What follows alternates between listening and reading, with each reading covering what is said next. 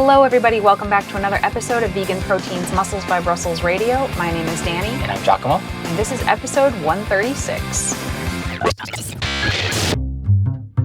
Well, hello everybody, welcome back. I'm super excited as we record this, even though it won't go live for another 6 weeks. It goes live the day before we leave for London, which I am giddy about and counting down the days. Well, we're going to Dublin too. Yep. And the book that I'm reading right now takes place in Ireland and talks about Dublin. So that's kind of exciting for me because I feel a little bit of FOMO because you know so much about UK and London culture and all that. I don't know a damn thing. I don't actually think I know that much, but I'm really looking forward to this more than anything because I had two things on my sort of bucket list for this year. One was to travel somewhere outside the country because I don't know if any of the listeners know this. I've never been east of here at all. So we travel to some other countries because of the cruise, but it's always sort of in the Caribbean. It's the islands area. And I've been to Mexico because of that. And I've been to Canada once. But that's it. I travel. We feel like we travel all the time, but I've never traveled really outside of the country very much at all. So that was on the bucket list. And then also taking a vacation, an actual non-working vacation was also on the bucket list because we haven't had one since 2015. I was kind of ready for us to go out there and do something work-related. I was thinking about it, but this is going to be fun. I'm looking forward to it. I have no idea what to expect. I've been to Italy before, but I've never been anywhere else in Europe. I would say, if you guys have any suggestions of stuff we have to do, let me know. But literally this is going to come out the day before we leave. And I'm booking stuff pretty much every day. Right now, I'm just so excited. I know one thing we're doing. We're going to this place in London called, I think, Charlie and the Chocolate Factory. And they were having a vegan high tea there. And I'm probably more excited about that than anything else we have booked so far. I'm very, very excited. It's kind of funny because I feel like over here in the United States, we have most luxuries that other countries just do not have access to, with the exception of vegan stuff. I feel like the UK is just flooded with just all kinds of options and support for vegans. And you see something maybe similar to that in Portland, in Oregon, but outside of that... Not anymore. I don't even think that's true anymore. And can Portland even compete with London? I don't think so. No, not at all. Me neither. That's a strange comparison to even make. I can't think of two cities that I would assume are more opposite, honestly. Well, I guess they're rainy. They're both rainy. Anyway. All right. So I want to start this episode off with, I guess, kind of a trigger warning that we're going to be talking about disordered eating and eating disorders and things like that in this episode. And if that is something that is stressful for you to hear about, please just click off of this episode. You're not going to hurt our feelings. You got to always look out for yourself. Okay. So just wanted to put that out there before we even get started. Speaking of which, we're going to start this conversation off talking about disordered eating and how that is something that you could classify as an injury, really. Disordered eating is not like an eating disorder, as in it's not something that's clinically diagnosable. But just because you haven't been clinically diagnosed, for one, doesn't mean that you don't have a full-blown eating disorder or the possibility of it. But two, there's a lot of in-betweens. And this is a conversation that we've had in the past where, and disagree with me, please, Danny, call me out if I'm just BSing, but I feel like we've talked about the fact that most people have some sort of disordered eating pattern habit, that they've had ingrained in them from society, from their family, from the things that they've tried to do to change their body. I don't think it's most people. I think it's most people in the fitness industry. Most people that are very into fitness and training and wanting to look a certain way.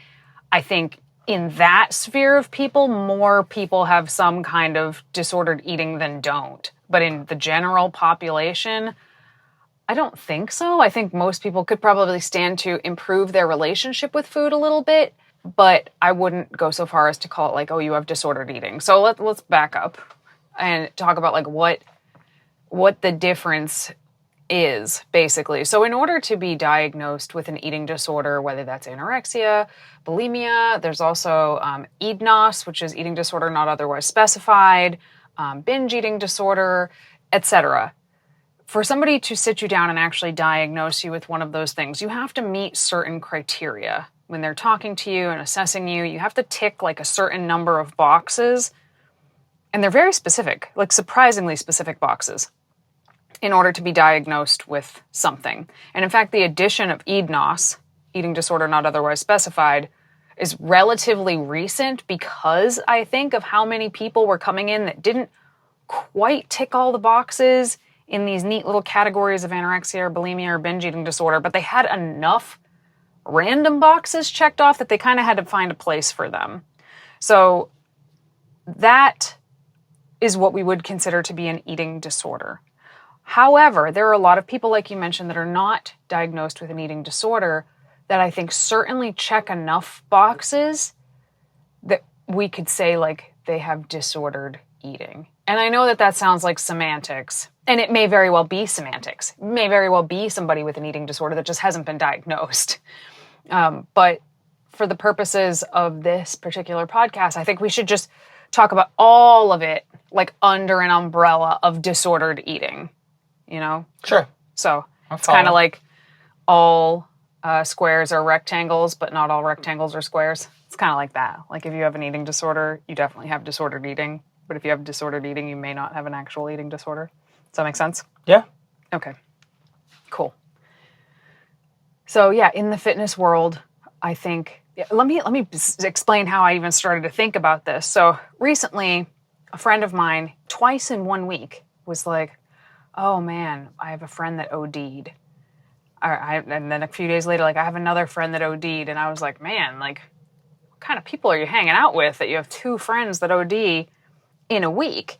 And then it occurred to me that she's very active in like the Narcotics Anonymous community. Like she is very, supportive of people in those groups. So it makes sense that she would have more exposure to people who are likely to OD versus somebody who doesn't have anything to do with that particular community. And she said something along the lines of, well, it's kind of like how you have more exposure to people with eating disorders than anybody I've ever seen because of the community that you are a part of. And I was like, oh, snap. She's totally right. Like, we do have a really high exposure to folks battling various levels of disordered eating because of the communities that we're in. It is way more prevalent than most people think. And it's almost sometimes like a chicken and egg syndrome, because did the athletic goal cause the disordered eating, or were you the type of person that was prone to having an outburst of having disordered eating issues, or like whether it was your personality or whether it was like whoever you were before you were chasing a specific goal? Sometimes those lines are pretty blurry.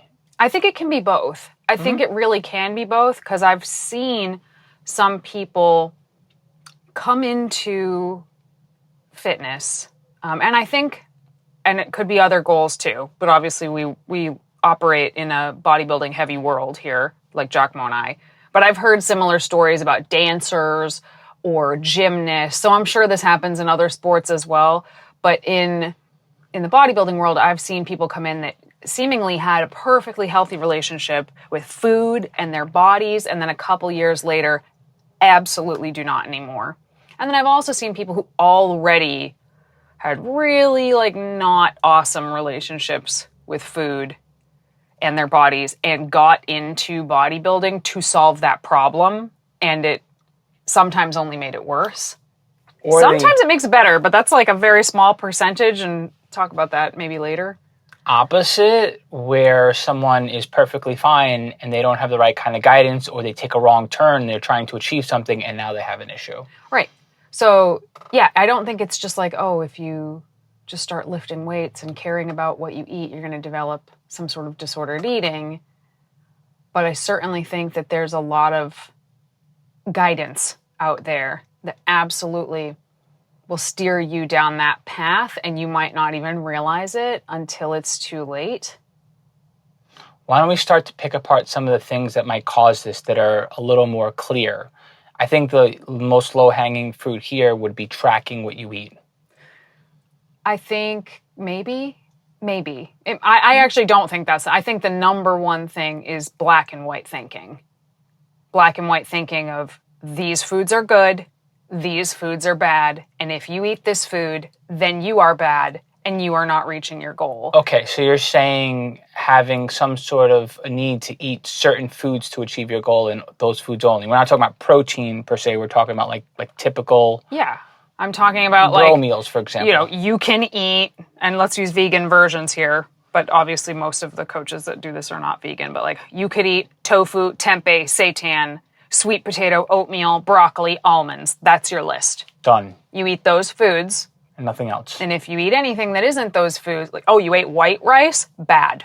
And white you don't rice even is necessarily bad. feel that way. You just don't know any different because you're so deep in eating those same foods and thinking that's the way you need to achieve. Or worse, you actually feel wrong about other foods. Like if you eat other kinds of foods. I mean, I've seen coaches straight up tell people they're wrong if they eat other foods. Yeah. Like for years. Yep. But I don't want this to turn into like a coach bashing situation at all. I just, meal plans, I think, like very rigid meal plans, even if the plans have different foods than I just mentioned, still thinking, oh, I can only eat what's on this paper and anything outside of this paper is bad.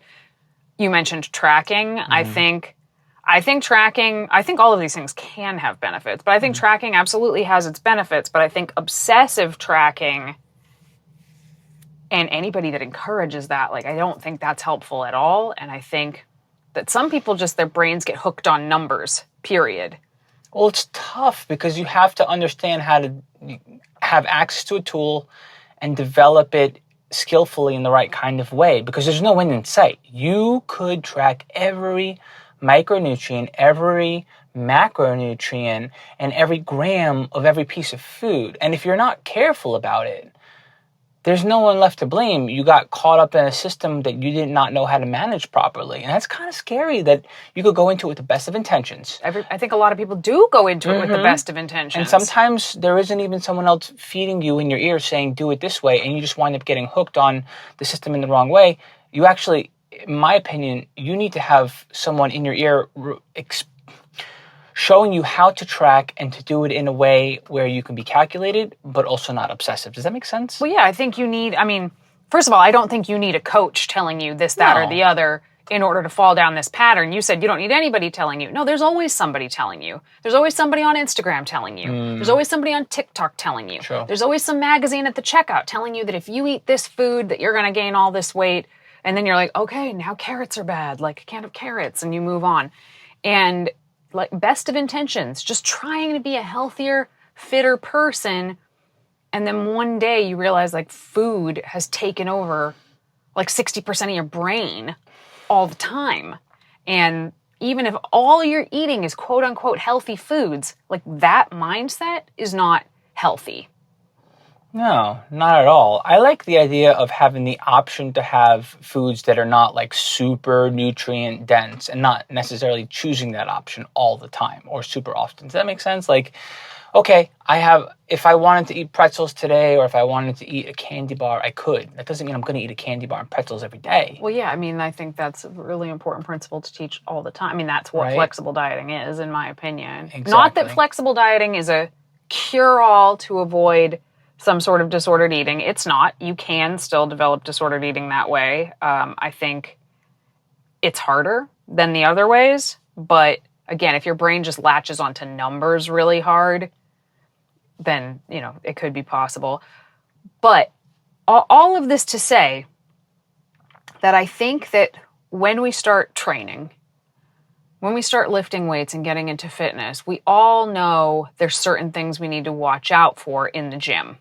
Right? Like, oh, if I'm doing deadlifts and I get a tweak in my back, like, I better back off deadlifts. Or if you're benching and your shoulder hurts, like, okay, gonna cool off like the bench press for a while until that feels better. Like, we are very aware of potential injuries.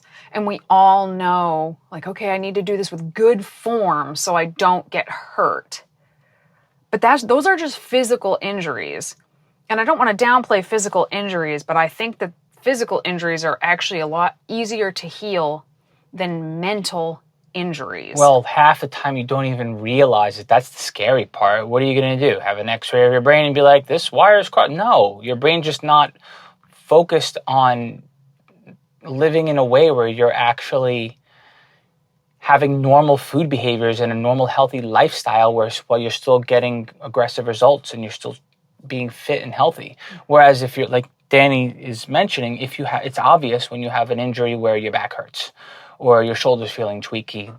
Mental stuff is far more complex. Plus, you don't even necessarily know what it is that's happening. Well, maybe that's a full-blown podcast that we could do, is talking about like, hey, here are some signs that like maybe aren't great, that you might not even recognize or happen. And I know we talk about these things sometimes on the podcast, but maybe a full-blown episode of like what kind of disordered thought patterns might look like.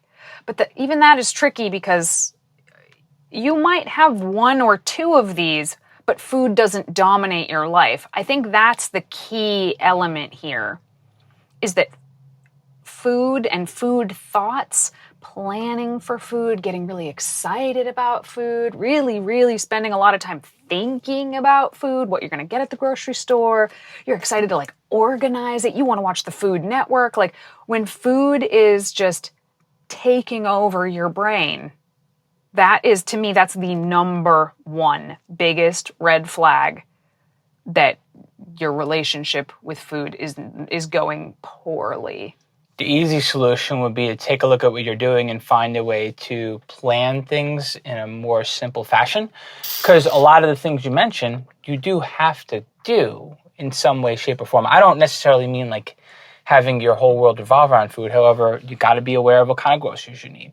You got to be eating a certain kind of way to get in a certain amount of protein. You should want to enjoy food and going out.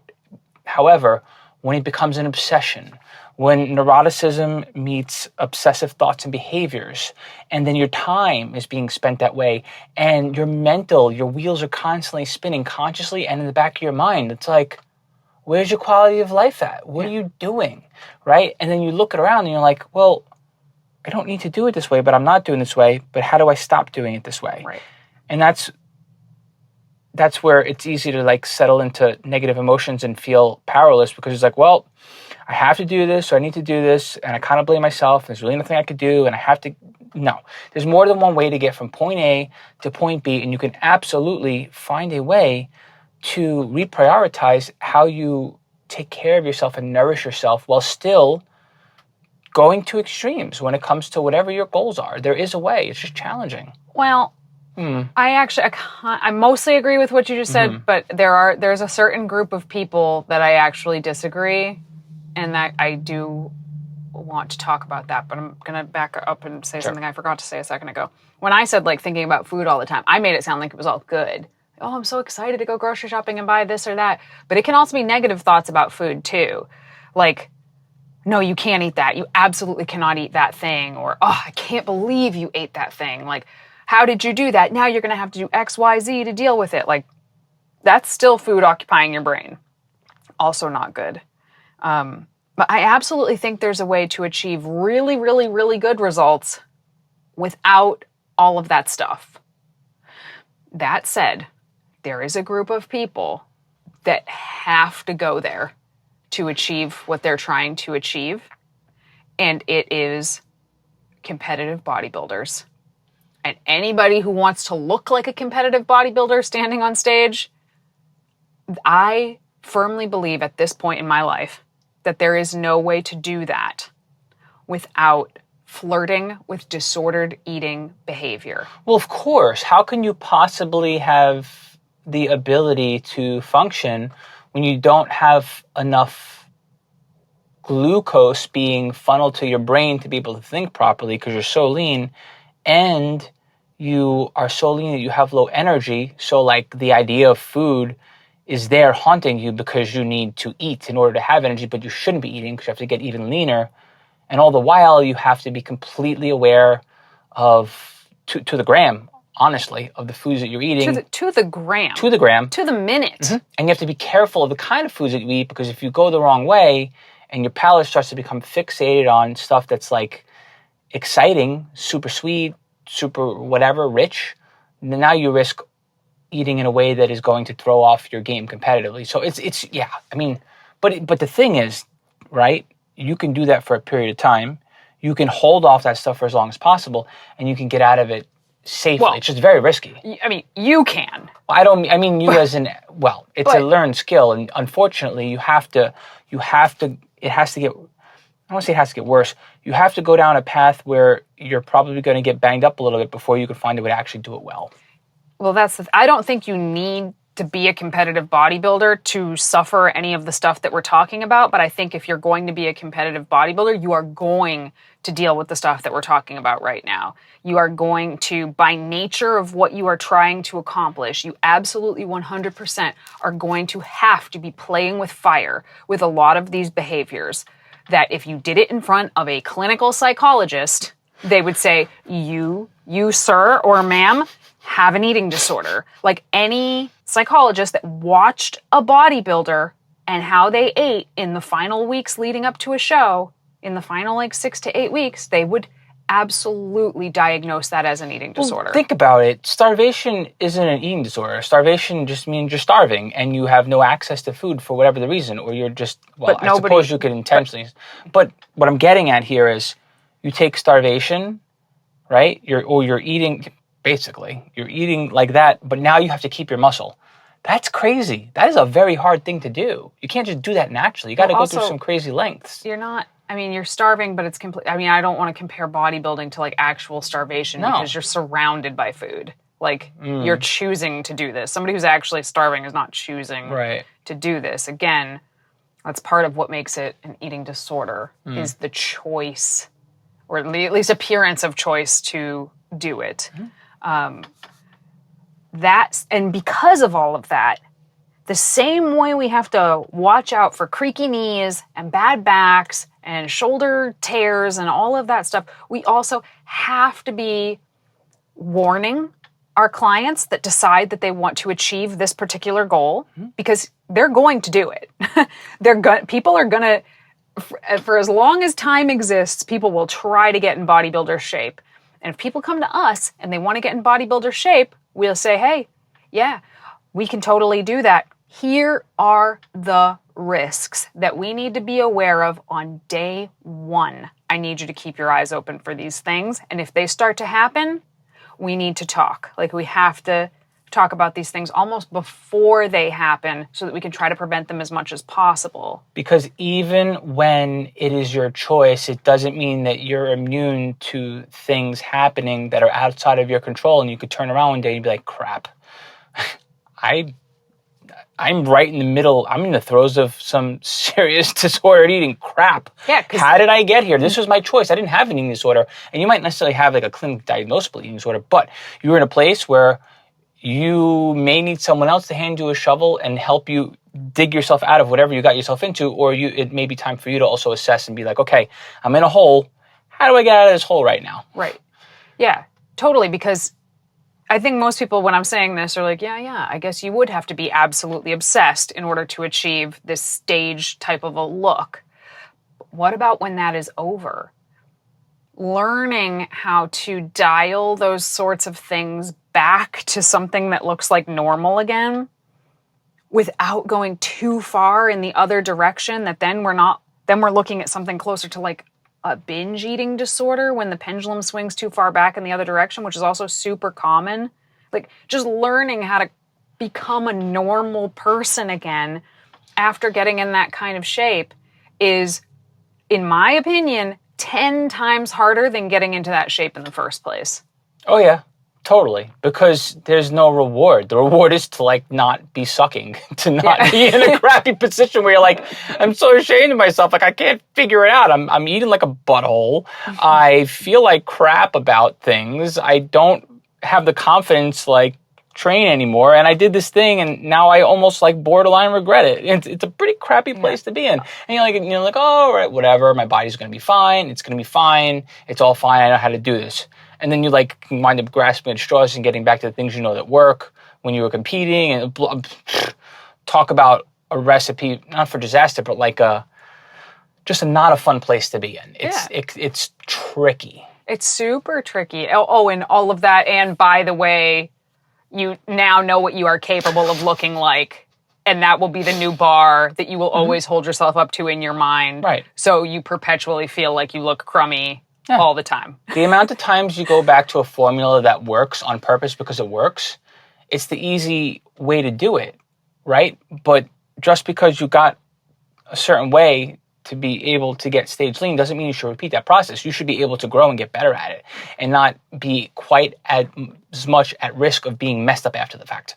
That is a skill that has to be developed, and you can only learn it through experience. But I think there's so much shame around this particular thing that we're talking about, where it's like, I don't understand. I just had all the discipline in the world for months on end. Why can't I pull it together for one decent day? Like, I can't seem to pull it together to have one decent exercise and food day.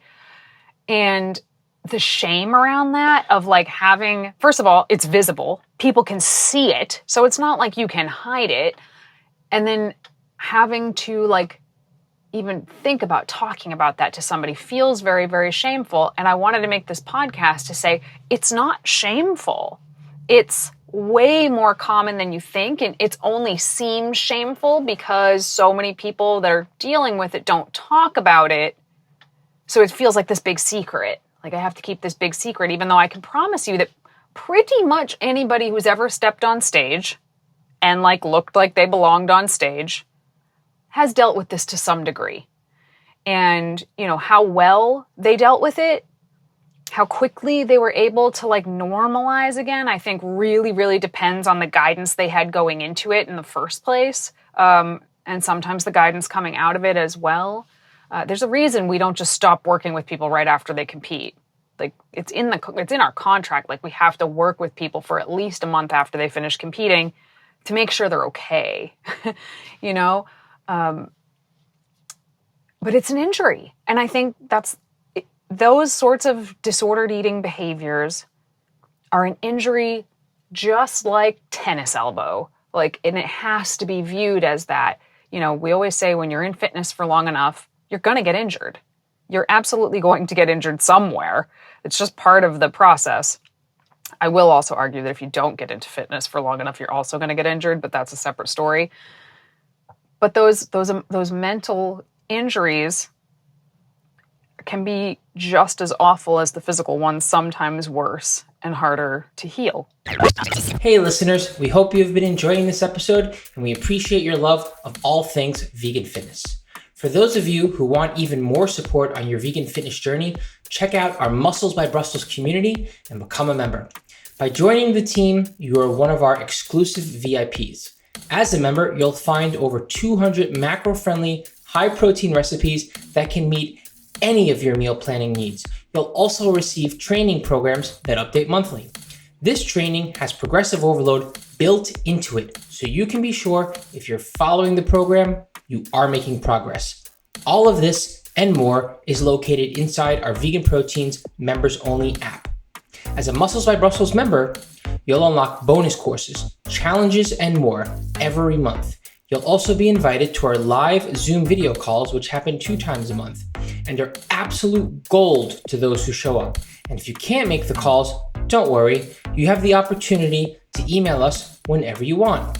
You'll receive a video response to all of your questions from one of the coaches here at Vegan Proteins every time you message us. Members also receive 40% off many of our other services. And of course, our private community of like-minded individuals is like no other. Best of all, you can try this membership out for a full month at no cost to you with this special offer for our listeners only, because we appreciate and want to fully support you. Use the link in our show notes to sign up for your free trial today. We hope to see you on our next live coaching call.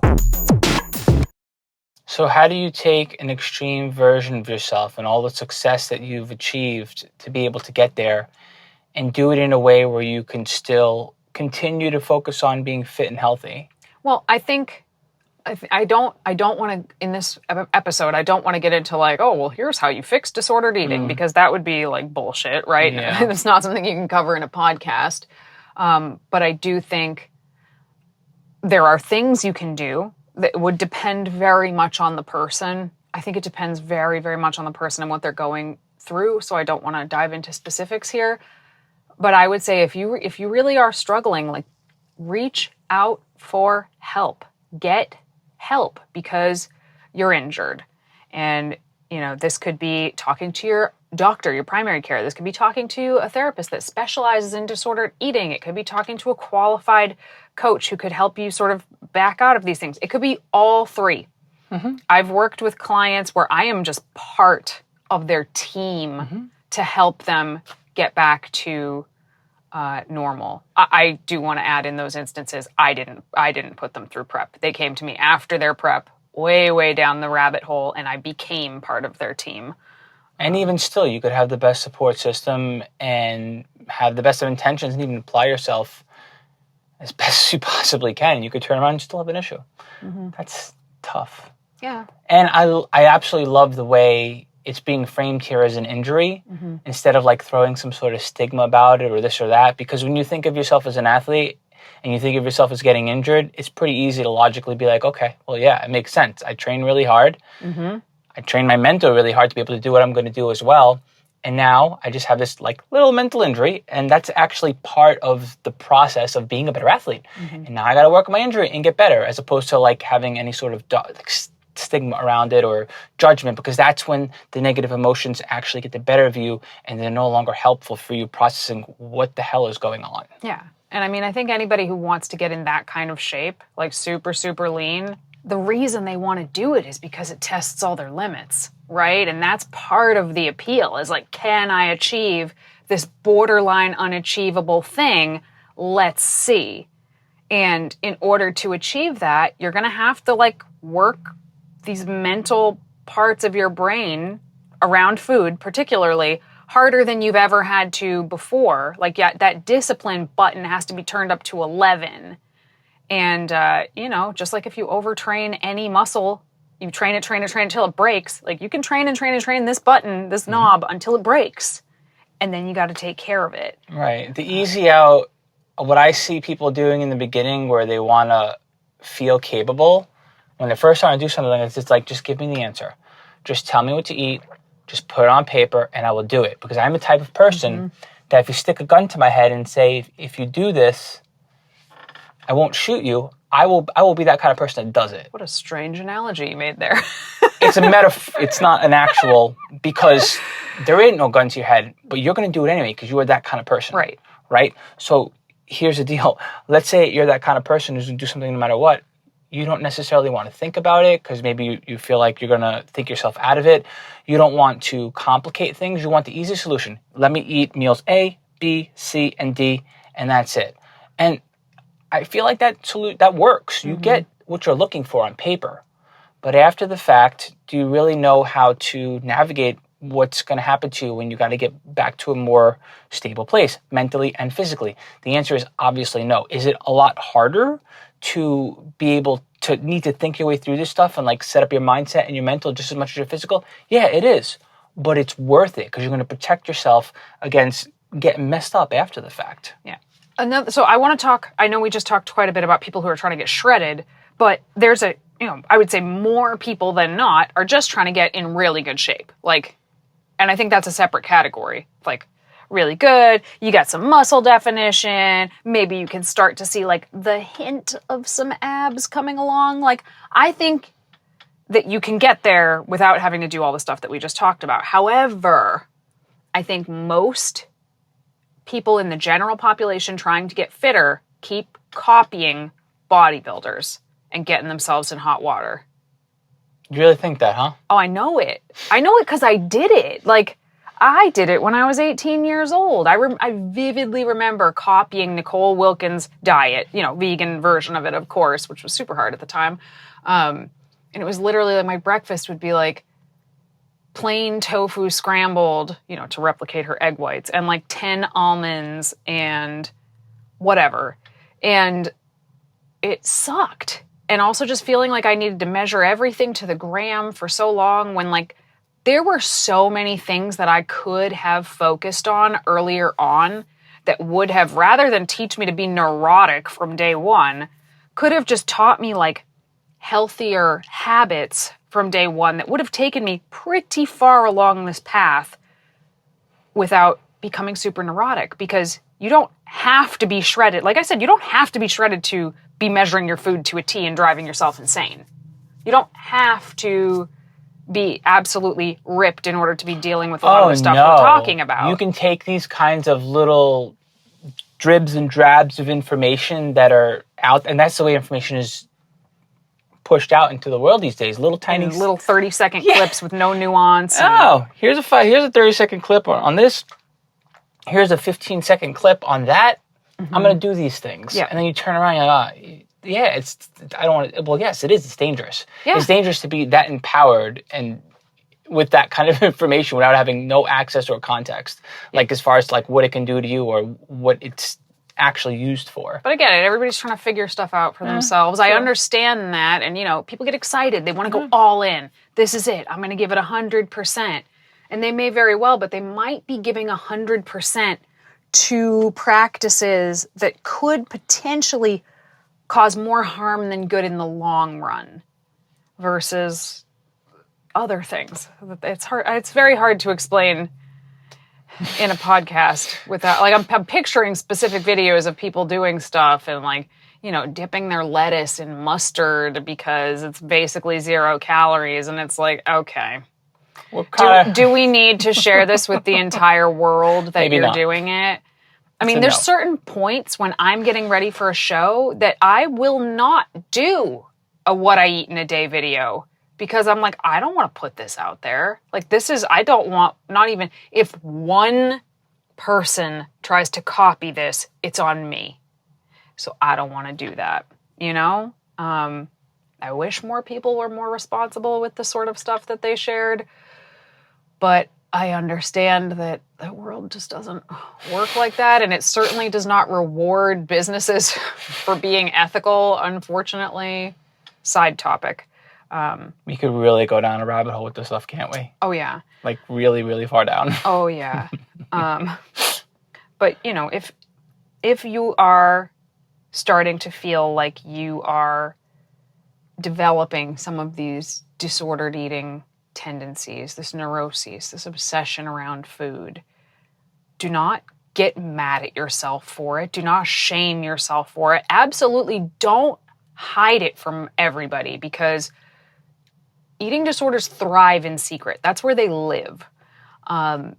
So share it with somebody that's close to you, whether it's a professional or like a trusted friend or a relative, and think about it as an injury that you acquired in your fitness journey and treat it as such. And of course, we are not doctors, we are not eating disorder specialists or anything, but by nature of what we do, we have some experience in this department, obviously. If you are struggling with this, you can always shoot us an email, coach@veganproteins.com. I'm not necessarily saying that we could help you, but maybe we can at least point you in a positive direction, and maybe it is something that we could help. Can't say for certain, but of course, you can always reach out to us. All right, moving on to our question and answer segment. I want to exercise, but my body is telling me to rest, but I want to feel the muscles pumping. Should I stay or should I go? Maybe I can do some lightweight exercises, but I slept really bad. I should rest. What should I do? Well, you answered your own question. You should rest. What is it about training that you need to do? This is kind of one of those things where on personal level, I feel your pain, because for me, I'll go to the gym just because I need to be at the gym. It's not because I want to necessarily train. It's not because I feel like I need to be there to achieve my goal. As a matter of fact, intuitively, I know that if I lift those weights, I'm probably going to be working against my goal, because I'm going to wind up being more under-recovered, risk getting hurt, and it's not serving any purpose other than making me feel good because I'm lifting.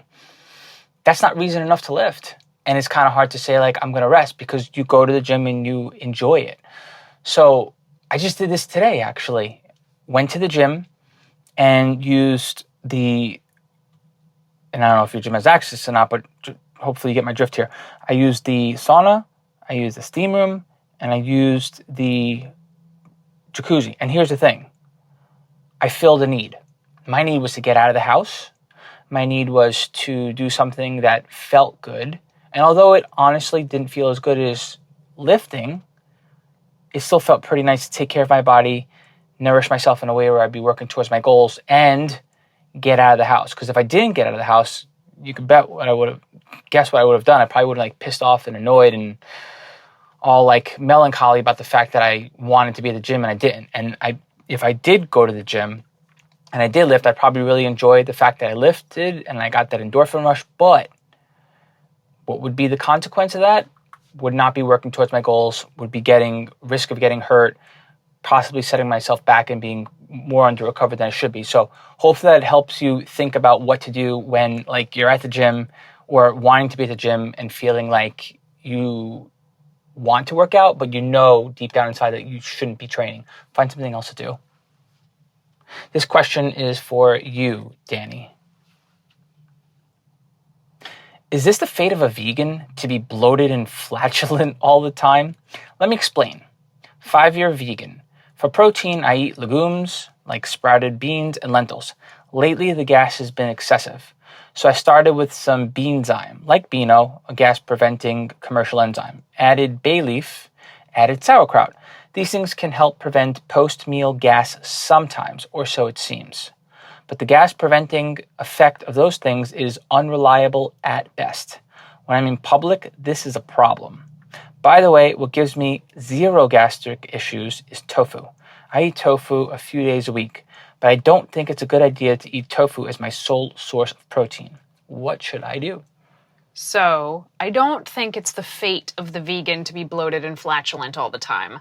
I've been vegan for 20 years, but I think that probably everybody, whether vegan or not, occasionally gets bloated and flatulent. Like everybody gets gassy sometimes, right? I think.